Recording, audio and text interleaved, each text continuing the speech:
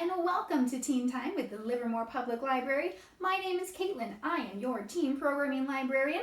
I have some fun activities planned for you today. First off, we are going to make candy Leis. Afterwards, I'm going to show you how to use Tutor.com, and we have some great book recommendations from our teen literature expert, Jennifer. So for today's craft, we will be making candy Leis. This was an activity we had intended to do with you at the library, but circumstances as they are, we've decided instead to show it to you online. For this craft, you will need the following supplies: plastic wrap, several pieces of curling ribbon cut to no shorter than 8 inches. If you would like to have a little more curl to your ribbon, cut them a little longer, but 8 inches is about as short as you want to go. Preferably, you want to use your school colors because these are intended to give to graduates or people promoting from 8th grade to 9th grade. They're a fun thing to give to your friends or perhaps family members, or make for yourself. So use your school colors if you'd like. You'll also need some scissors and some candy. Pick your favorites. The little small snack sizes work best. If you notice, I'm not actually using candy because I don't have any candy and I'm not due to go to the store quite yet. So please use your imagination and pretend that these building brick toys are candies instead.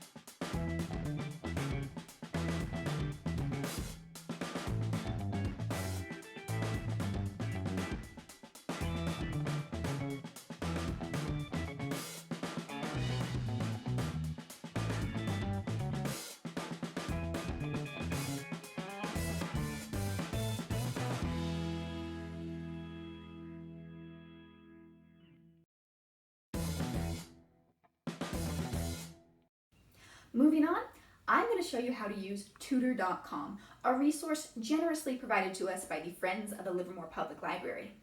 With Tutor.com, you can get one-on-one help with your schoolwork from home for free with your library card. And remember, you can use your school ID as your library card.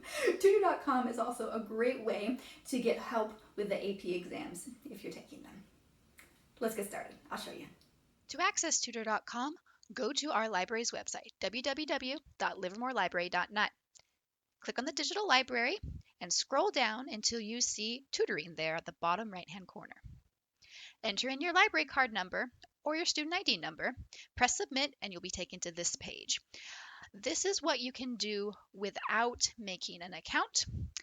You can get one-on-one live help in a variety of subjects. For instance, if you pick AP, you can pick your subject, your grade level, and optionally, if you want a tutor with voice chat capabilities, if you choose this option, make sure you have a working microphone with your computer. After that, type in your question.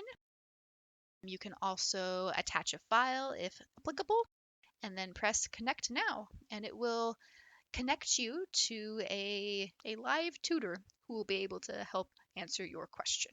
These other options here at the top can be accessed by creating an account. Click up here on the top right and you will be taken to a page where you can enter your name, an email address, make a password, and then once you create an account and sign in, you have more options. For instance, you can submit an essay. People will help you give suggestions on how you can improve your writing. You can put in the topic of the paper provided by your teacher. You can choose where you are in the writing process. You can include any special instructions your teacher has provided, and you can include which citation format you should be using. Similarly, you can get help on individual math problems as well. Click your subject, your grade level, and then type in your word problem. Results are given back to you within 24 hours. You can also take tests. So there's quizzes. You'll see right there, I started a vocabulary quiz. I didn't finish it, so my score's not very good. But there's a variety of different quizzes to choose from that help you with studying for various subjects. And here under other tools, we've got a lot of great options. For instance, you can help prep for your AP exams. You can choose your subject and then scroll down here, and each of these boxes represents a different instructional video you can click on. Up in the top right corner under My Account, you can also have records of your previous sessions, all displayed there. You can choose favorite tutors. So if one of the people who helped you did a particularly good job, you can favorite them and try to get them again for future sessions. You can also go to your locker, and this has all of the files that you have uploaded. So there we go. I hope you enjoyed this quick overview of Tutor.com. It's a great resource, so I hope you check it out. So now I have for you some book recommendations straight from librarian Jennifer. This week, she has recommended some old favorites and some brand new books, all available digitally on the library's Overdrive. Tell me, do you reread a favorite series before a new addition to it comes out? If you do, you may want to get in a reread of the Hunger Games trilogy because a prequel novel comes out on May 19th. Currently, the Livermore Public Library, through Overdrive, has the audiobooks in our collection to borrow, and we are attempting to add the ebooks as well, so keep checking. What's that, you ask? What is this prequel about? The Ballad of Songbirds and Snakes starts with the reaping for the 10th annual Hunger Games. 18-year-old Coriolanus Snow is ready for his shot at glory as a mentor to the female tribute from District 12. Snow's family has fallen on hard times, so a successful Hunger Games would not only save his tribute, but his family as well. Sounds like it would make a great movie, doesn't it? Well, conveniently enough, the rights to the book have been purchased by Lionsgate and the work has already begun. Or, if you are looking for a quick read, why not try Witchlight by Jessie Zabarski? This has been on Librarian Jennifer's to-read list for a while, and it just came out on April 14th. We have an ebook available on the library's Overdrive, so you can dive right into the full story. Lelik, a witch, blows into town and kidnaps peasant girl Sanja. As they search for the missing half of Lelik's soul, the source of her magical ability, the women, each in their own way, learn how to be whole again. That's it for this week's Teen Time. Now I know this school year has ended in a very strange place. But I want to say thank you. I want to say we love you, and I want to say we're proud of you, because you are all doing something unprecedented, finishing out your school years the way you are. So thank you for your hard work. Thank you for staying home. Please be safe. Please do something fun for yourself, for your friends, and let's look forward to summer. See you next week.